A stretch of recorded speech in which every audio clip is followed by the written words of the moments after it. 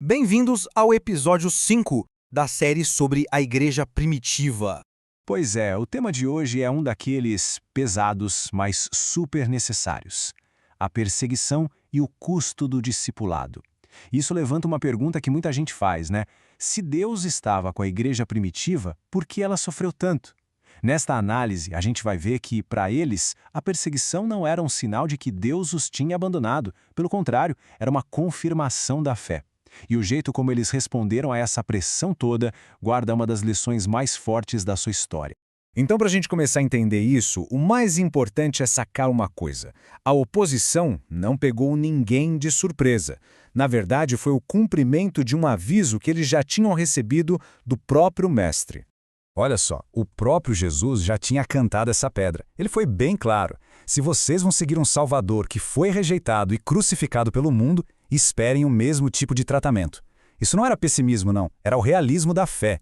O sofrimento não era um acidente de percurso, era parte do caminho. E, claro, os apóstolos reforçaram essa mesma ideia. Pedro, por exemplo, escreveu para que os cristãos não ficassem chocados com as provações, como se algo esquisito estivesse acontecendo. A ideia não era só ir por aí procurando sofrimento, de jeito nenhum, mas sim entender que a fidelidade a Cristo tem um preço. E a força para aguentar o tranco não vinha da própria coragem, da bravata, mas da graça de Deus. Tá, mas como é que essa mentalidade funcionava na prática? No dia a dia, a primeira grande onda de perseguição lá em Jerusalém nos dá uma resposta que é no mínimo surpreendente. A reação da igreja foi totalmente na contramão do que a gente esperaria. Então, a coisa começa a esquentar lá em Atos capítulo 4. Os apóstolos são presos e ameaçados para pararem de falar de Jesus. Logo depois, em Atos 5, a pressão só aumenta e eles são presos de novo. E a resposta deles virou um lema, né? Importa obedecer a Deus, não aos homens. Mas é o que acontece no meio disso tudo que revela o verdadeiro coração daquela igreja. E é aqui que a gente chega no ponto central. Depois da primeira ameaça, o que eles fizeram? Se reuniram para orar. E o que eles pediram? Segurança? Vingança? Que o problema acabasse? Não. Eles pediram uma única coisa: ousadia. Coragem para continuar pregando, não importava o que acontecesse. A primeira reação deles não foi criar uma estratégia, foi se jogar numa dependência total de Deus. E essa ousadia que eles pediram a Deus, nossa, ela gerou uma reação que, sinceramente, quebra a nossa lógica hoje em dia sobre o que é sucesso e bem-estar. Imagina a cena. Eles tinham acabado de ser açoitados, uma punição física terrível. E como eles saem de lá? Reclamando? Com medo? Não. O texto diz que eles saíram alegres, felizes. Por quê? Porque foram considerados dignos de sofrer pelo nome de Jesus. Isso mostra uma convicção tão profunda que para eles honrar a Cristo valia muito mais que o próprio conforto. Sofrer por ele não era um castigo, era uma honra. E isso nos leva a um paradoxo incrível, talvez a maior ironia de toda essa história.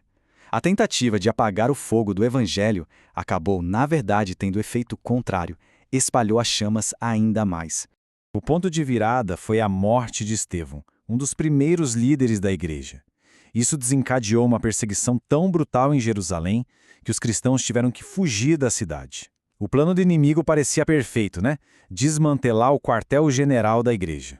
Só que Deus usou essa tragédia para um triunfo missionário, porque o texto é muito claro. Essa galera que foi obrigada a se espalhar não foi se esconder, não. Eles iam por toda parte, pregando a palavra. E essa dinâmica é fantástica, olha só. Primeiro vem a perseguição, a tentativa de apagar o fogo. Mas o que acontece? A dispersão. Os crentes são forçados a fugir e se espalham como se fossem brasas levadas pelo vento. E o resultado final? A missão se expande. O evangelho chega em lugares novos e a igreja cresce. É incrível. O ataque do inimigo se tornou a própria ferramenta de expansão de Deus. Ok, essa história é poderosa. Mas e aí? O que a gente tira disso para a nossa vida hoje? Como é que esses princípios se aplicam à nossa caminhada, com as pressões do nosso tempo? A grande lição aqui é sobre uma fidelidade que está ancorada em Deus, não na nossa própria força. A igreja primitiva nos ensina a buscar ousadia na oração em vez de conforto, a ter coragem sem ser agressivo, e a viver de um jeito que, se a oposição vier, que fique claro que é por causa de Cristo e não por alguma besteira que a gente fez. No fim das contas, a melhor preparação para qualquer pressão externa é fortalecer o que está dentro, sabe? É fortalecer nossas raízes na palavra e na oração. E isso a gente tem que começar a fazer agora. Vimos a resposta corajosa da igreja à pressão que vinha de fora. Mas e quando a ameaça não é externa? No episódio 6, vamos ver que o perigo não vinha só de fora. O pior inimigo às vezes está dentro. Desafios internos e pecado.